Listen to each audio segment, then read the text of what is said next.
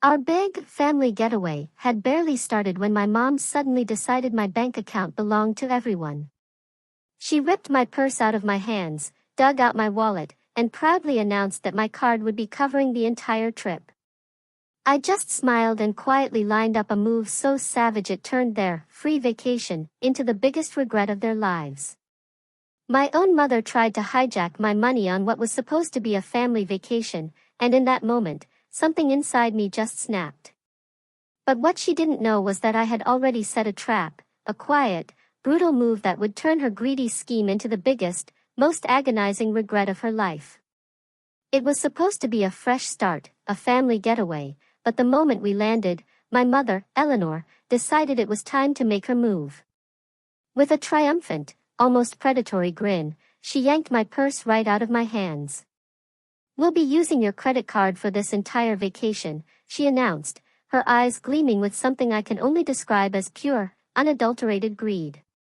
I just looked at her, my face a mask, but inside? Oh, inside, I was already savoring the chaos that was about to unfold. I pulled out my phone, slowly opened my banking app, and then, with a little smirk, I turned the screen toward her. "You're going to love this message from the bank," I said. Her confident smile didn't just vanish, it evaporated. Her face, which moments ago was beaming with smug satisfaction, went ashen. Her eyes darted across the screen, then back to mine, and then she let out a piercing scream. Right there. In the middle of the airport terminal. That was the exact moment I knew this trip was about to spiral into glorious, delicious mayhem. Eleanor stood frozen, still clutching my purse like it was a treasure map, but that smug look, the one she always wore when she thought she had the upper hand? Gone. Just utterly gone. She genuinely believed she'd won, that I would just roll over and take it. But I had other plans. Far, far better plans. Let me rewind for a second, because you really need to understand how deep this toxicity ran. Growing up, saying no to Eleanor wasn't just an option, it was a punishable offense. Every single time I tried to set a boundary, I'd get the full Eleanor treatment, guilt-tripped into oblivion, manipulated with expert precision, bombarded with endless calls, and then, of course, cast as the selfish child who didn't care about her own family. So, I knew exactly what would happen if I flat-out refused to fund this family trip. Instead of saying no, I played along. But on my terms. I booked my own flight, reserved my own hotel room. No shared accommodations, no chance for her to casually borrow from my wallet. I was going, yes, but I was making damn sure she couldn't take advantage of me. Eleanor absolutely hated it. She sulked. She complained. She even threw a few tantrums. But eventually, she seemed to let it go. Or so I thought. Fast forward back to that airport. Honestly, I was already mentally drained before we even touched down. The entire flight had been spent bracing myself for whatever stunt Eleanor was about to pull. And sure enough, the moment we reached baggage claim, she struck. Without a shred of hesitation, she snatched my purse. "We'll be using your credit card for this trip," she declared, absolutely brimming with that familiar, sickening confidence. I didn't even blink. I just smiled, pulled out my phone, opened my banking app, and turned the screen towards her. She read the message. Then she reread it. And then, well, you know what happened next. She screamed. See, this wasn't some spur-of-the-moment decision. I had been preparing for this, for Eleanor, for a long, long time. I learned ages ago that she would go to truly insane lengths to get what she wanted. But this time, I was ready. A week before the trip, I called my bank. I laid it all out. The financial control, the manipulation, the countless times she'd tried to get her hands on my money. The bank representative? They were incredibly understanding, which, honestly, felt good. But more importantly, they were incredibly helpful. Together, We set up some serious security measures. My card was locked to my exact location. Any transactions outside of my immediate area would be flagged and automatically declined unless I manually approved them through my app. And as an extra, deeply satisfying layer of petty protection, I set my daily spending limit to exactly $1. Eleanor's grip around my purse tightened, her knuckles turning bone white. "What did you do?" she hissed, her voice dripping with pure venom. I just shrugged, feigning the most innocent expression I could muster. "Bank security," I said. They thought it was suspicious that large transactions were suddenly coming from a place I hadn't even arrived at yet. Her face twisted with unadulterated fury. "Fix it. Now." But Eleanor, my mother, she was never one to accept defeat. I could practically see the gears turning in her head, already plotting her next move. I checked into my hotel feeling utterly, deliciously victorious. My room was on a completely different floor from hers and Robert's. A purely strategic decision. I needed space. A barrier. But the very next morning, the real nightmare, for them, that is, began. I woke up to pounding at my door. Not just knocking, but full-on, aggressive pounding, like someone was trying to break it down. Groaning, I dragged myself out of bed and peered through the peephole. Eleanor. And she was absolutely, spectacularly furious.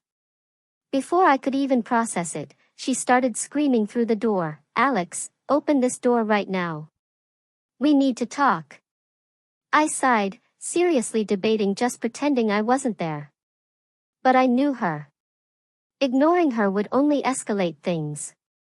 So, I cracked the door open an inch, keeping the security chain firmly in place. "What?" I asked, my voice completely flat. She shoved a crumpled piece of paper through the gap. "The front desk says our card was declined. We can't check into our room." "Fix it." I just stared at her blankly. "You didn't prepay?" She scoffed. "Why would we? We were planning to use your card, obviously." I wanted to burst out laughing. I wanted to laugh until I cried, until my stomach hurt. Instead, I just handed the paper back. "Sounds like a you problem," I said. She slammed her fist against the doorframe. "You think this is funny? Where are we supposed to sleep?" I just shrugged. "Maybe you should have brought your own money." That's when she completely lost it. Screaming, throwing every accusation she could think of. Saying I'd abandoned my family, humiliated her, ruined the entire trip. And then a thought hit me, like a cold splash of water. Robert, my father, he was just as guilty. He never stopped her. Never defended me. Not once did he tell her she was wrong. I shook my head. Not my problem. And then, I shut the door right in her face. But believe me, she wasn't done. Oh no. An hour later, my phone absolutely exploded. Calls, texts, voicemails, a relentless assault. I ignored every single one. Then came a knock on my door. A polite one this time. I checked the peephole. Not Eleanor, not Robert. Hotel security. I sighed, a weary sigh, already knowing exactly where this was going. I opened the door. "What's the issue?" I asked, my voice carefully neutral. The security officer gave me a tight, professional smile. "Your parents are at the front desk, sir.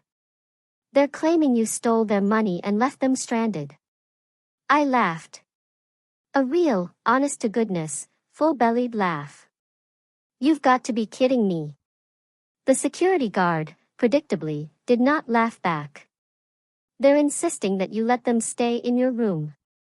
"Oh, absolutely not," I said, crossing my arms, my resolve firm.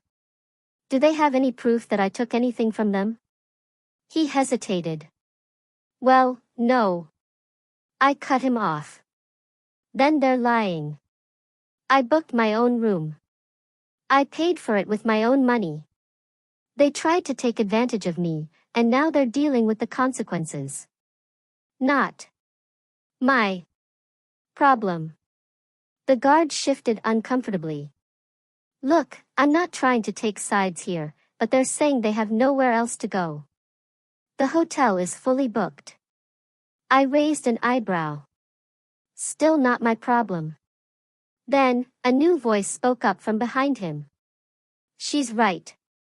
I leaned past the security guard and saw the hotel manager standing there, a middle-aged woman with sharp eyes and the exhausted expression of someone who had clearly dealt with far too many entitled guests. She turned to me. I checked the system. You paid in full. Your parents, however, did not. If they can't provide another payment method, they'll have to leave. From somewhere down the hall, Eleanor's voice shrieked, a sound of pure outrage. And just like that, they were gone. Evicted. But of course, she wasn't done. That night, I finally let my guard down a little, heading down to the resort bar for a much-needed drink. Just as I was unwinding, my phone buzzed. A notification from my bank, attempted login from an unrecognized device. My stomach dropped like a stone. I sat bolt upright. Then another alert, password reset requested. My blood ran absolutely cold. I knew, with sickening certainty, exactly what was happening. I practically sprinted back to my room, locked the door behind me, and tore open my banking app. Sure enough, someone, I wonder who, had just tried to reset my password. I acted fast. New password. Two-factor authentication. Security alerts cranked up to the highest possible level. Then I did something I should have done a long time ago.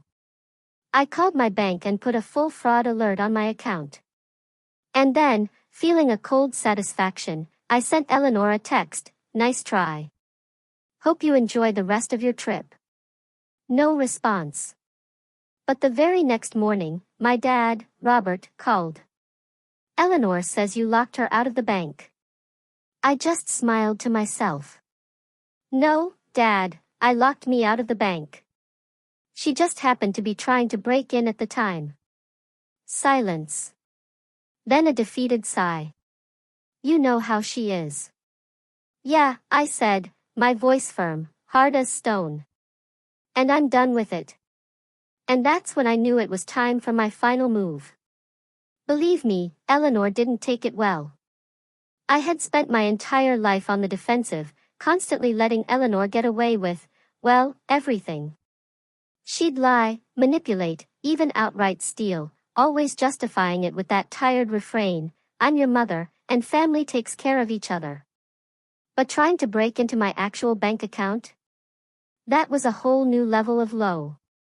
I was still reeling from that, still trying to process it all, when my phone rang again. It was my brother, Ben. What he told me next. It hit me like a gut punch.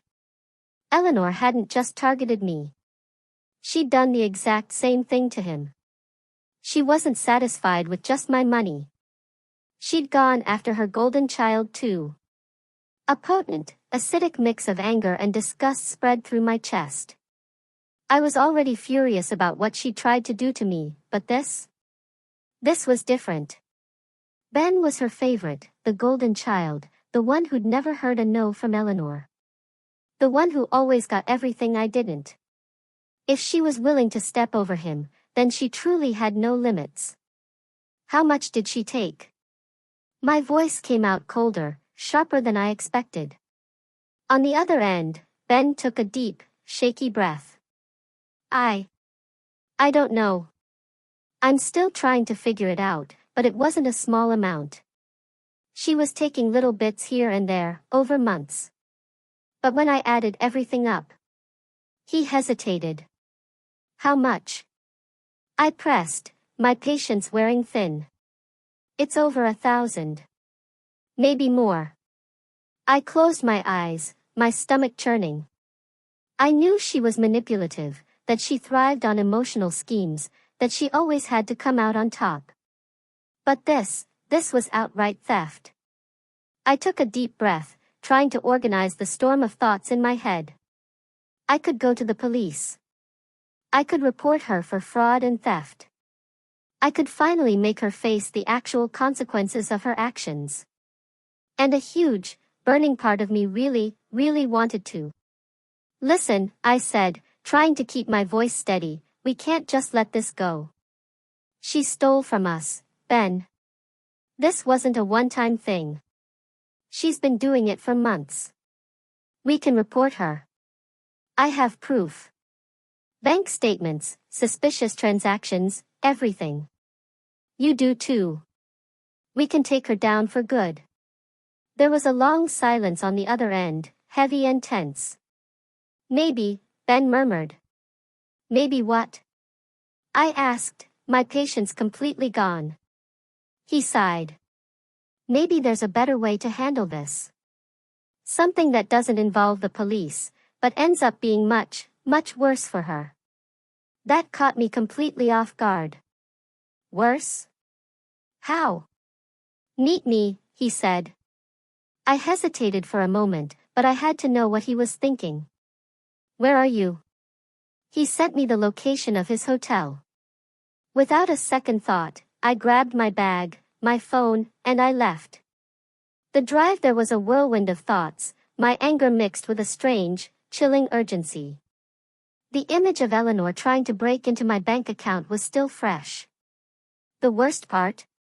She probably wasn't even remorseful. To her, we were just resources. Objects to be exploited. When I arrived at Ben's hotel, he was already waiting in the lobby. His face was tight, his eyes slightly bloodshot. And the first thing I noticed? He didn't just look angry. He looked truly, utterly betrayed. We found a quiet corner in the reception area, and he wasted no time. She thinks she can do this and just get away with it, his voice a sharp whisper. She blew through all her trip money, tried to steal from you, and you know what I just found out? She already took out a loan in my name. My heart skipped a beat. What? What do you mean? I found it in my online banking. A freaking loan under my name. She must have used some contact at a bank to pull it off.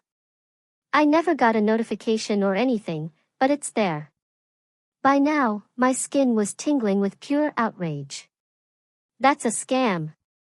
Ben let out a bitter laugh. Yeah.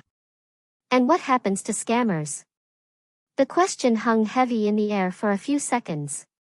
We report them, I said. Or, he countered, leaning forward, his voice low and serious, we do something worse. I raised an eyebrow. Worse how? She wants to steal from us, he continued. Then what if we do the opposite? You want to steal from her? I asked, suspicious. Not steal, exactly. But take something back. Something that will really hurt her. I said nothing, just waited. She's used to taking advantage of everyone. But this time, we play her game. How? He took a deep breath and glanced around, as if making sure no one was listening. What if we get her to put a house in my name? I blinked, confused. What? Think about it, he said. She's going to need money. A lot of money. She's going to panic when she realizes she can't steal from us anymore. She'll be desperate for a quick fix. If we give her the right idea, she might end up doing it willingly. My brain started working fast. I understood what he was getting at. Eleanor was the type to spiral fast when she felt cornered. She acted impulsively and always made terrible decisions when she was scared of losing control. If we made it seem like her only way out was transferring a property into his name, she might fall for it. I took a deep breath. And how do we make that happen? He smiled. A cold, calculating smile. We need to create a problem bigger than hers. One that makes her think there's only one solution, and that solution is us. A chill ran down my spine. I knew Ben. He had never been manipulated the way I had. He had always been given everything, always been protected. But now that he had been betrayed, he wasn't going to let it slide. I stared at him for a long moment. You think you can pull this off? Make her believe it? He didn't hesitate. She loves me, right? I'm the favorite. He paused, then looked me straight in the eye. She'd trust me before she'd trust anyone else. The plan was risky, oh, it was so risky, but there was something deliciously cruel about it. Eleanor wanted to use us as her personal bank. Now, we were going to do the exact opposite. I took a deep breath, letting the plan take shape in my mind. Then, let's do this. He smirked. I already have a few ideas. I leaned in closer. Tell me. And just like that, the real revenge began. I sat back in the hotel chair, crossing my arms as I studied Ben. He looked calm, but I could see it in his eyes. He was just as furious as I was, maybe even more so. How do we do this? I asked. He smirked. That kind of grin he always had when he was planning something no one expected from him. She's desperate, right? She thinks she has no way out, no money, no way to recover. But we give her a solution. I narrowed my eyes. What kind of solution? He leaned in, lowering his voice. What if she borrowed money from a loan shark? I blinked a few times, not immediately processing what he meant. What? Think about it, he continued. If she truly believes the only way out is getting cash fast, she's going to start looking for options. She can't use our cards. The bank is watching her. But what if we suggest a way, a high-interest loan, something she can pay back later? I took a deep breath, letting the idea settle in my mind. It made sense. Eleanor was always impulsive. If something looked like a quick fix, she'd take it without thinking about the consequences. We give her a little push. Tell her we know someone. Make it seem like it's her only option. Exactly. Ben's grin sharpened. And then we take the money and disappear with it. I raised an eyebrow. We take the money and how the hell does that not come back to bite us? He shrugged. She can't go to the police, right? She can't report a crime she committed. And with a loan shark, well, that becomes her problem. I didn't respond right away. It was risky, but there was something deeply satisfying about making her taste her own medicine. She had stolen from us for years, manipulated us, treated us like walking ATMs. Now she was about to find out what it felt like to be used. I exhaled. All right, how do we make this happen?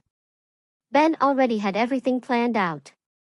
We found a contact through one of his acquaintances, a guy who lent money at absurd interest rates, no questions asked, no paperwork, the kind of person Eleanor would normally avoid if she were thinking clearly.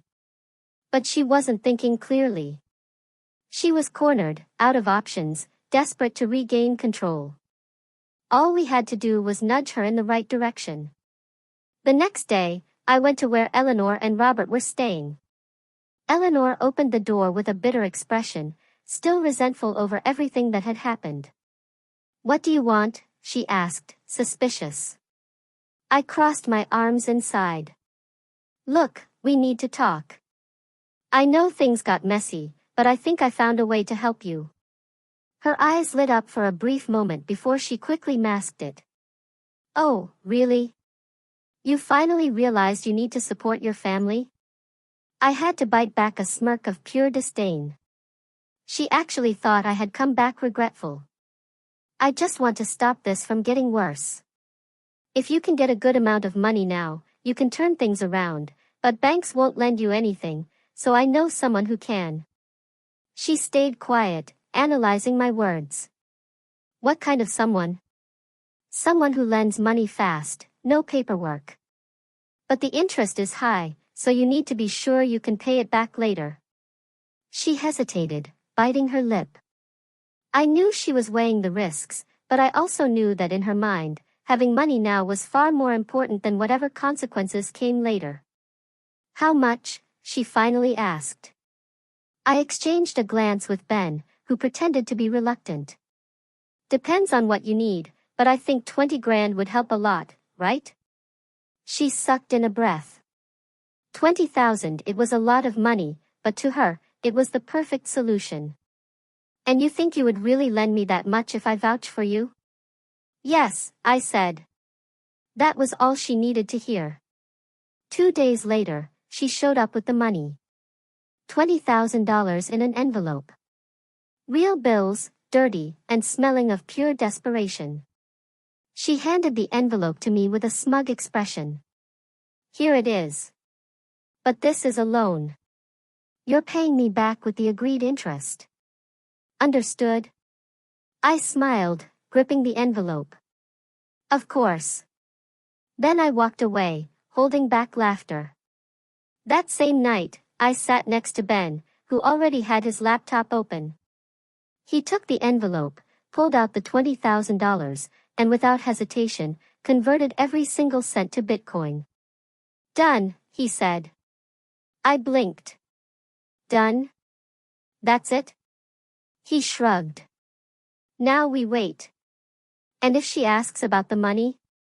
He smirked. We act like nothing happened. I burst into laughter. I couldn't help it. Everything was happening so fast, and it was so absurd that I didn't even know if I should feel guilty or satisfied. Eleanor thought she had us wrapped around her finger, that she had trapped us in a debt that would keep us tied to her forever. But now she was the one trapped. She owed $20,000 to a dangerous loan shark and she had no money left. And us? We had just turned her scam into our investment. 2 days later, Eleanor called me.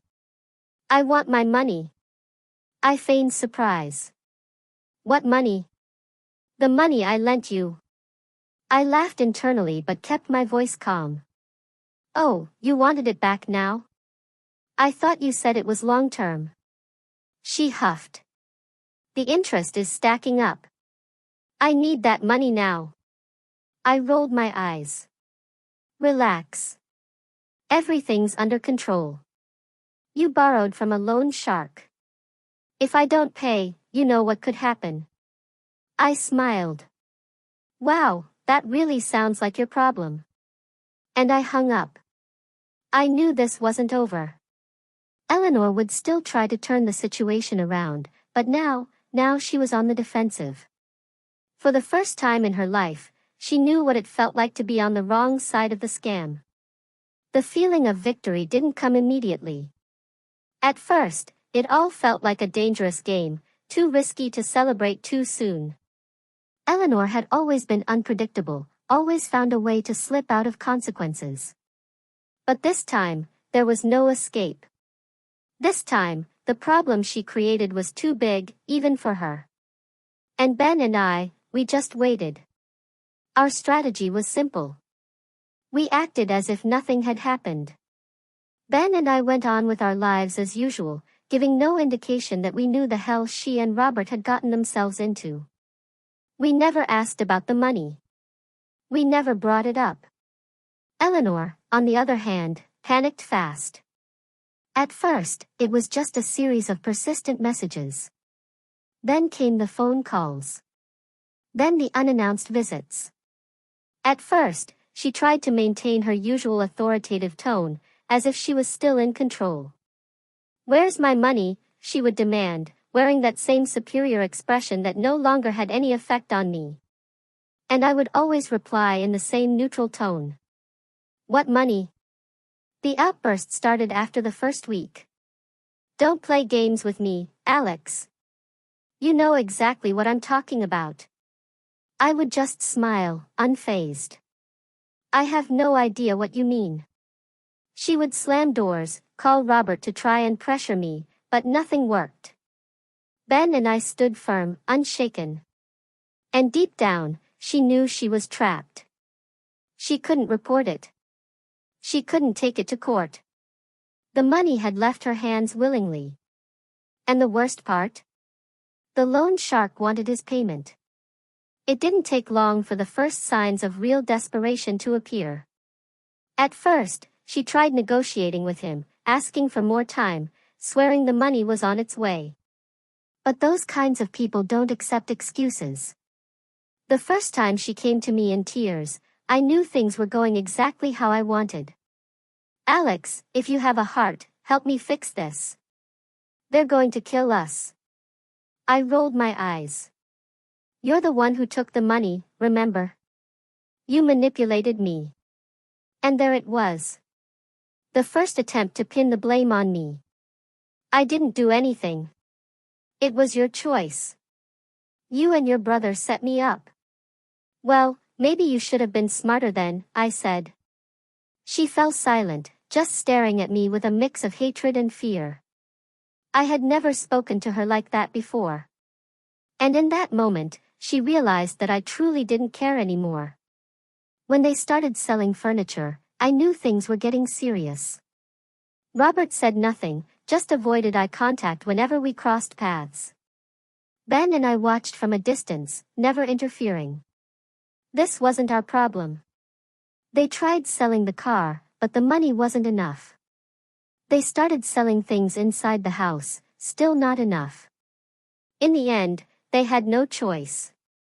The house was put up for sale. And that was the exact moment I knew the game was over. They had lost. Eleanor, always so proud, always so used to controlling everyone and everything, was now signing away the house she had lived in for years. All because she tried to pull a scam and failed. And Ben and I, we kept pretending nothing was happening. I remember the last thing Eleanor said to me before they moved into a tiny apartment. She gave me a look filled with pure contempt. "You destroyed our family." "I did." I smiled, genuinely amused by the accusation. "No, you did that all by yourself." She just stared at me, speechless. Deep down, she knew it was true, but she would never admit it. After that, they never messed with us again. No requests for money, no emotional blackmail, no attempts to manipulate us, ever again. Nothing. Robert never looked at us the same way again either. He never said a word, but deep down he knew this only happened because he never had the courage to stand up to her. And Eleanor, oh, she never forgave us. Not because we ruined their lives, but because she truly believed I had manipulated Ben. She was convinced he would never have done something like this on his own, that he was always the perfect son, the golden child. But the truth? He was the one who planned almost everything. And that was the greatest irony of all. I never felt guilty. Not for a single second. In the end, we got exactly what we wanted, freedom from them. And it was glorious. The money took some time to grow. Ben had always been more patient than me when it came to investments, and he knew exactly how to wait for the right moment to act. At first, I didn't really care about what would happen to that money. What truly mattered was that we had one. But one day, months after everything had collapsed for our parents, Ben called me. "We need to go out and celebrate." I raised an eyebrow. "Celebrate what?" He grinned and opened an app on his phone, turning the screen toward me. The amount had doubled. I stared at the numbers, speechless. "No way." He shrugged. "We made the right move at the right time. And now that it's gone up, I figured it was only fair to give you your share." That's when it hit me.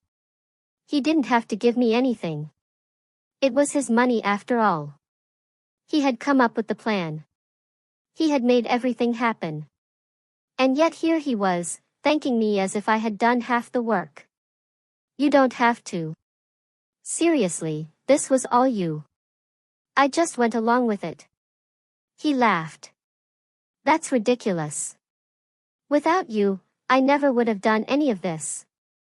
You were always there for me. Even when I was Eleanor's favorite.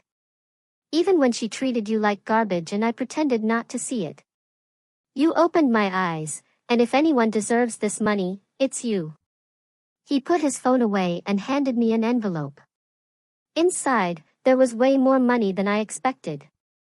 This is just the beginning. If we wait a little longer, it could triple. I blinked a few times, unsure of what to say. For the first time in my life, he was thanking me for something. He was never the kind of person to express his feelings easily. He had always been the spoiled son, the favorite, the one who never had to worry about anything. But now, in this moment, he was acknowledging everything I had been through, everything Eleanor had put me through. And knowing that, that was the best part of the revenge.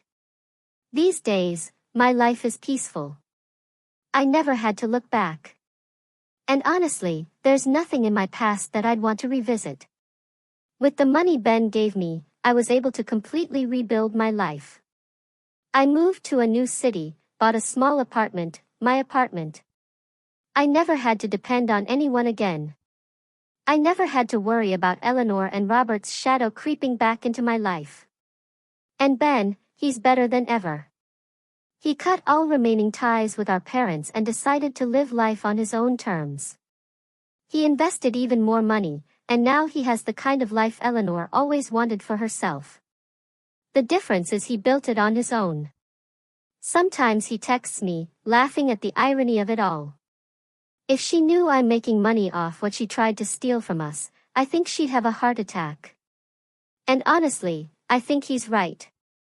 As for our parents, oh, they're exactly where they were always meant to be. After selling the house to pay off the loan shark, they had to move into a small, run-down apartment. Eleanor, who once bragged about having the perfect family, now lives off scraps in a place she would have despised at the peak of her arrogance. And Robert, well, he never said anything. Even when everything fell apart, he never came to us, never made a last-ditch effort, never apologized. He just accepted his new reality and kept living in Eleanor's shadow, just like he always had. They never tried to contact us again.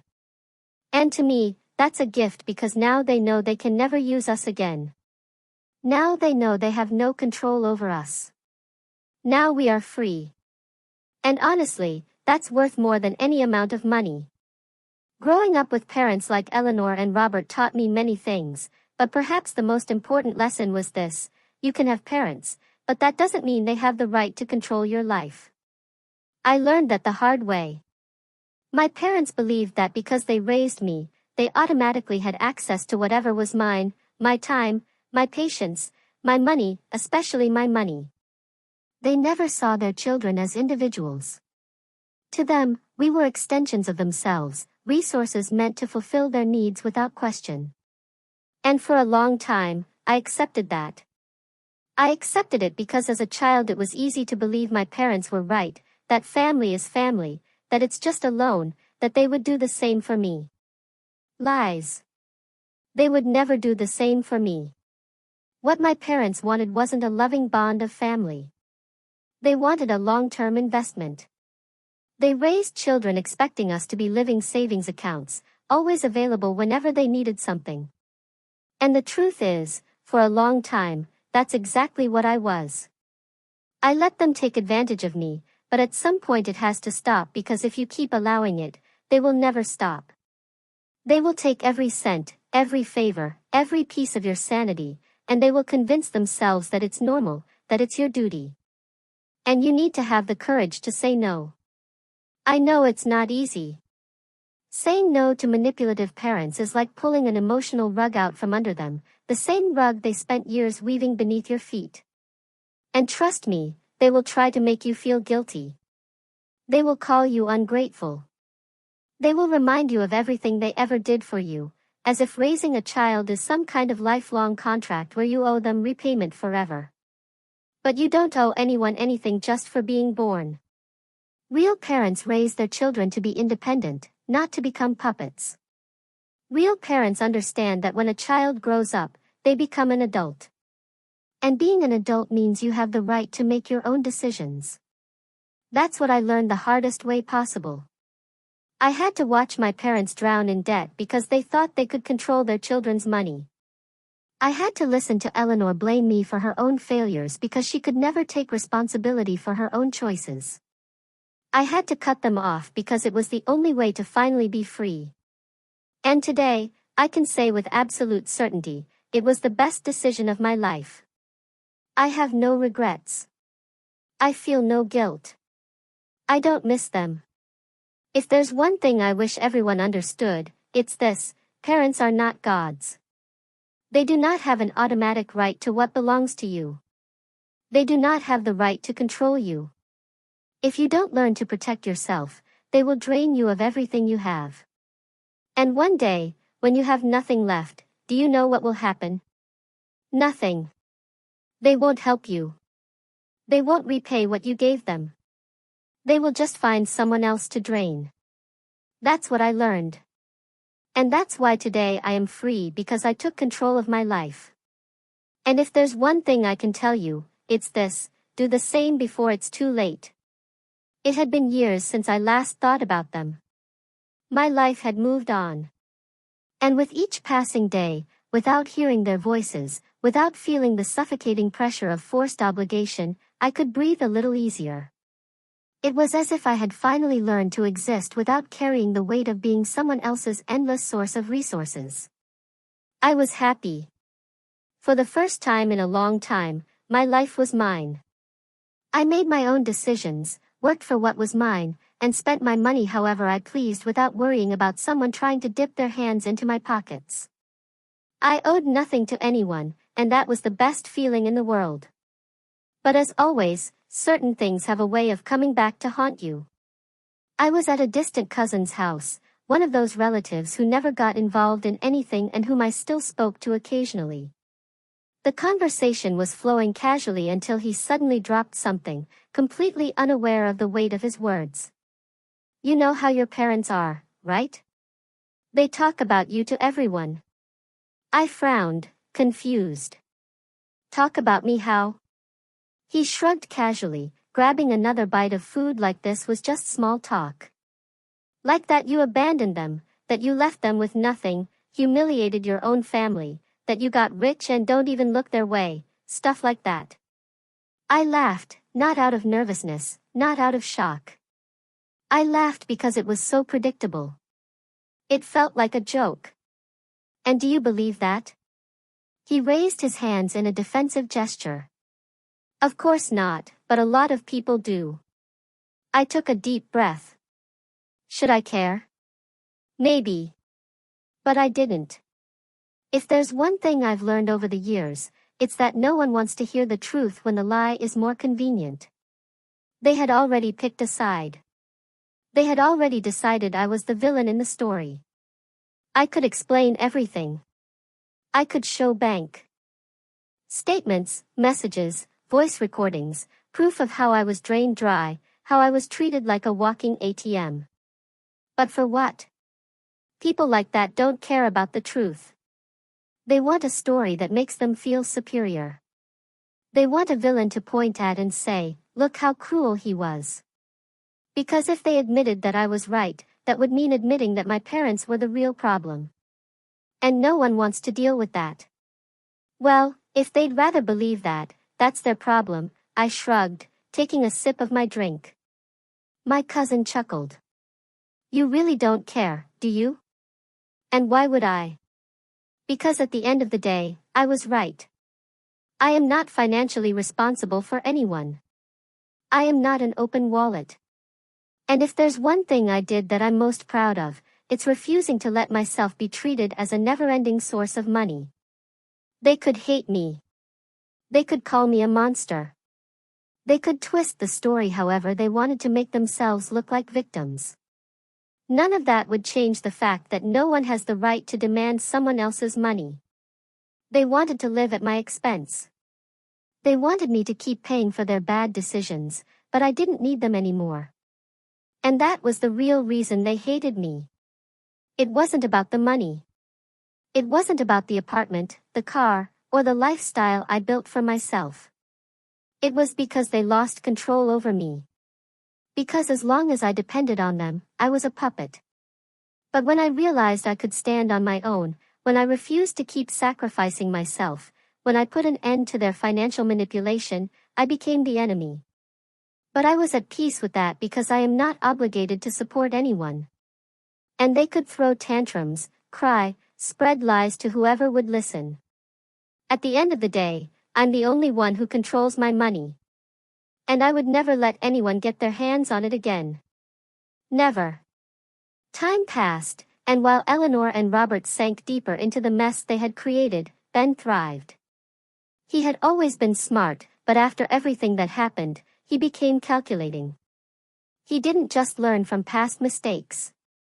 He fortified himself, so that no one, especially our parents, could ever take advantage of him again. The difference between us was always clear. I wanted freedom. He wanted control. I wanted to cut ties and never look back. He wanted to ensure that he would never have to rely on anyone ever again. And the way he achieved that was simple: Bitcoin. At first, I didn't fully understand his obsession with it. I worked, saved my money the traditional way, bought what I needed, and lived my life in peace. But him, he studied. He spent hours upon hours tracking charts, learning strategies, understanding the market. He knew that keeping money in traditional banks was a trap, and he wanted something that no one could ever touch, especially our parents. When he first started talking about it, I remember asking half-jokingly, "Okay, but what if one day you need to withdraw that money?" He shrugged and answered without hesitation, "I can do that whenever I want, but no one else can. No bank, no government, no greedy hands, not even our parents." And that was exactly what happened. I didn't keep up with them much anymore, but I knew things weren't going well. The house was long gone. The tiny apartment they lived in now was a far cry from what they once had. And Eleanor, well, she never knew how to handle failure. For her, the blame always had to be placed on someone else, and we had always been her favorite targets. Even after years, the stories about me still circulated. Now, on top of being the ungrateful son who abandoned his parents to fend for themselves, I was also the manipulator who turned my brother against them, because in her mind, he never would have done anything on his own. He was the golden child, the protected one, the son who never said no, until he did. And that was something she could never accept. The thing is, despite all the lies, they still had hope in him. Deep down, Eleanor believed that one day Ben would come back, that if she played her cards right, he would feel guilty and rush to help them. But she had no idea what he had become. My brother didn't exist in the system anymore. He had no bank accounts under his name. He had nothing they could use as leverage to guilt-trip him into doing his part for the family. His money was locked away in places where no one could ever touch it. I found out about this the best way possible. One day, he asked me to meet up. It wasn't unusual, but from the tone of his message, I could tell he had something serious to talk about. We met at a quiet bar, and he got straight to the point. "You know, our parents still try to reach me, right?" I sighed. "I can imagine. What is it this time?" He swirled his drink in the glass, thoughtful. "Same old story. They're struggling. They need help. And guess what? I'm the only son who can still save them." I rolled my eyes. "Of course, they still think you have a regular bank account, don't they?" He smirked. "Exactly. And that's when things got interesting." "How so?" He pulled out his phone and showed me a screenshot of an email. It was from Robert. "Son, I know we've had our differences, but we're going through a really difficult time. Your mother is desperate.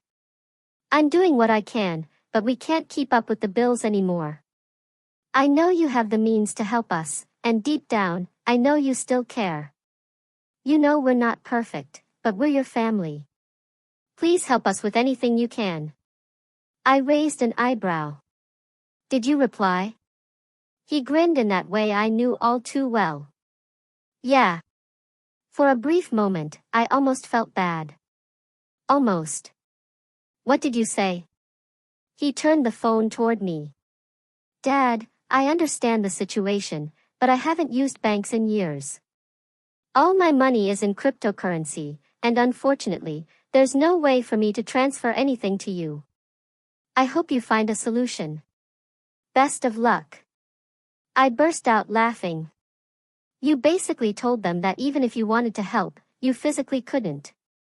He took a sip of his drink, satisfied. Exactly. And you know the best part? They believed it. And that was it. The game was over. For the first time in their lives, they were completely powerless. They could scream, they could cry, they could tell anyone who would listen how ungrateful we were. But none of that changed the reality. There was no longer a single cent they could take from us because Ben had no money in banks, because Ben no longer existed in the traditional system, and they couldn't do a damn thing about it. Over the next few days, he got more messages. First, Eleanor tried the emotional approach. Then, when she saw it wasn't working, she moved on to threats. You're going to regret leaving us like this. When you need us, we won't be there. You were never a real son. I read through them and could only laugh at how pathetic she sounded. She never realized that we had made peace with this reality a long time ago. And now they were alone. Robert remained silent. He had never been the one to make decisions, never the one to stand up to anything. He had always just followed the tide, always lived in Eleanor's shadow. If he once believed that Ben could be their backup plan, now he understood that there was no hope left. And Eleanor? Well, the last thing we heard was that they were trying to sell whatever they had left. Maybe they'll figure something out. Maybe they won't. But you know what I find funniest about all of this? If there was one thing Eleanor hated more than anything in life, it was losing control. And now she had nothing left. No money, no power, no influence over us. Ben went on with his life, never having to worry about anyone touching what was his. And me? I finally got the confirmation of what I had known all along, freedom.